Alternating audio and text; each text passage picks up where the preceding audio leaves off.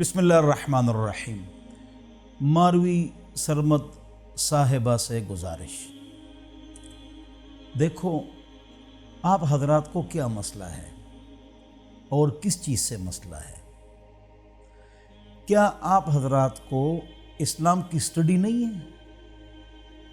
آپ پورے قرآن کو دیکھ لیجئے، اس کے اندر کوئی سورۃ الرجال نہیں ہے، مردوں کی صورت، لیکن دو صورتیں ہیں، سورۃ النساء، عورتوں کی صورت، ان کے حقوق، عصمت، عفت، عظمت، تفوق، برتری، حقوق، حدود، شرائط، ایٹیکیٹس، پرنسپلز۔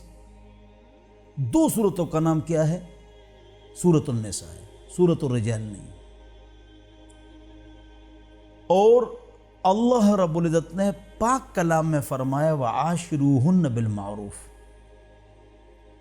عورتوں کے ساتھ حسن معاشرت، پیار، محبت، اچھے طریقے سے رہو، ان کے ساتھ گزارا کرو۔ اور اسی قرآن کے اندر ہے کہ اگر آپ میراث تقسیم کریں تو 12 افراد ہیں، 6 شیئرز، 6 حصص ہیں، 12 افراد کے لیے ہیں۔ اس میں 8 عورتوں کا اللہ رب العزت نے نام لیا ہے کہ ان کو میراث دے دو، اور 4 مردوں کا نام لیا ہے۔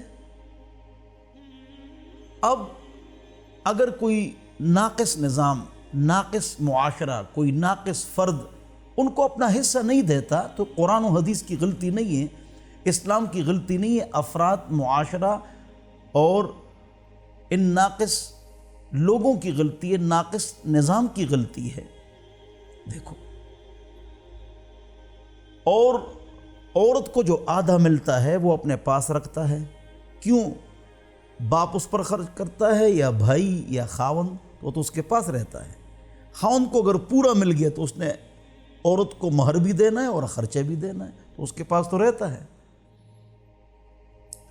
اسی طرح اللہ رب العزت نے اس کلام میں فرمایا کہ یوسف علیہ السلام نے خواب دیکھا، سورج، چاند اور 11 ستاروں کو دیکھا۔ سورج سے مراد ماں ہے، چاند سے مراد باپ ہے۔ کیا یہ عورت کی عزت نہیں؟ خیرکم خیرکم لأہلہ، تم میں سے وہ بہتر ہے جو اپنی بیویوں کے ساتھ بہتر ہو۔ اور حضور اکرم صلی اللہ علیہ وسلم نے فرمایا لن یضرب خیارکم، اچھے لوگ مارتے نہیں۔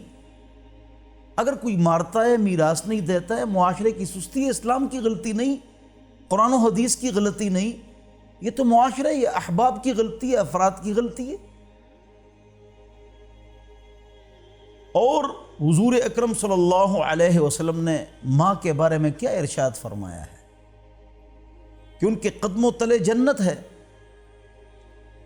گھر میں والدہ کی بات چلے گی، بچوں کے اوپر مرد اور عورت برابر ہے، بالکل برابر ہے۔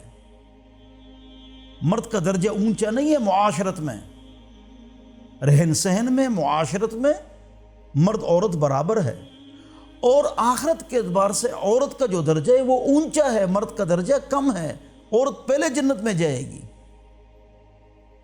عورت کو اور کیا چاہیے؟ عورت کو میراث میں حصہ نہیں ملتا تھا، زندہ درگور دفن کیا جاتا تھا، اور میراث میں اس کو تقسیم کیا جاتا تھا، بعض علاقوں میں دفن کیا جاتا تھا۔ اسلام نے آ کر کہہ دیا ہے کہ اس کا میراث میں حصہ ہے، 8 عورتوں کا نام لیا۔ اور حضور اکرم صلی اللہ علیہ وسلم نے فرمایا کہ جب آدمی گھر آئے تو سلام کرے، ہنسمکھ ہو کر آئے، اور بیوی کے ساتھ ہاتھ بٹھائے، اور ان کے ساتھ حسن معاشرت کے ساتھ پیش آئے۔ قرآن نے، حدیث نے، اسلام نے عورت کو جو مقام عطا فرمایا ہے وہ بہت اونچا ہے۔ عورت گھر پر بیٹھی رہے گی پنکھے کے نیچے، یا رضائی میں جب سردی ہو، مرد باہر جائے گا، کما کے لائے گا، محنت کرے گا، مزدوری کرے گا۔ تو یہ ہے عورت کا مقام، یہ ہے عورت کی عزت۔ یہ ہے عورت کی منزلت۔ عورت ایک کے ساتھ رشتہ ازدواج قائم کر کے اس سے نیک پاک اولاد تولد کر لے اور معاشرے کی اصلاح کر لے، یہ اسلام کا مقصد ہے۔ ان معاشروں میں عورت کی کیا عزت ہے، عورت کی کیا قدر ہے؟ عورت کے اوپر 2 بار ڈالے گئے ہیں، 2 بوجھ ڈالے گئے ہیں۔ تو اگر ہم اسلام کو نہیں مانتے، قرآن و حدیث کو نہیں مانتے، تو آپ کیا کھائیں گے کیا نہیں کھائیں گے؟ اس کا جواب ہے کیا پئیں گے کیا نہیں پئیں گے، کہاں شادی کریں گے کہاں نہیں کریں گے، میراث کس طرح تقسیم کریں گے۔ وہ کتے بلے خنزیر کھاتے ہیں اور چمگادڑ کے سوپ پیتے ہیں اور چوہوں کے سموسے کھاتے ہیں، ہم کو الٹیاں آتی ہیں۔ اسلام پاک ہے، بال ٹاکرے کے لڈوانی گائے کا پیشاب پیتے ہیں، ہم پاک غذا استعمال کرتے ہیں۔ یہاں شادی کرنی یا نہیں کرنی، بہن بھائی چچا ماموں کزن سسر ساس بہو داماد پھوپھی خالہ، یہ جو رشتے ہمارے ہاں ہیں، جنگلوں میں رشتے نہیں ہوتے ہیں۔ چائنا رشیا اور جاپان وہ اللہ کو نہیں مانتے، تھیسٹ ہے، وہاں بھی رشتے نہیں ہیں، ان رشتوں کی قدر بھی نہیں ہے۔ اسلام اونچا مذہب ہے، اسلام آپ کو تحفظ دیتا ہے، قرآن و حدیث آپ کو عزت دیتا ہے۔ کیا پریشانیاں ہیں، کیا مسئلہ ہے؟ آپ لوگ کیوں پریشان ہیں؟ آپ اسلام کی سٹڈی کیوں نہیں کرتے ہیں؟ اللہ تعالیٰ مجھے اور آپ حضرات کو اسلام پر عمل کرنے، قرآن و حدیث کو سمجھنے کی توفیق نصیب فرمائے۔ گالی نہ دو، ہم گالیاں دیتے ہیں ان کو، غلط ہے۔ دلیل کی طاقت گولی اور گالی سے مضبوط ہے، لہذا آپ دلیل سے بات کریں۔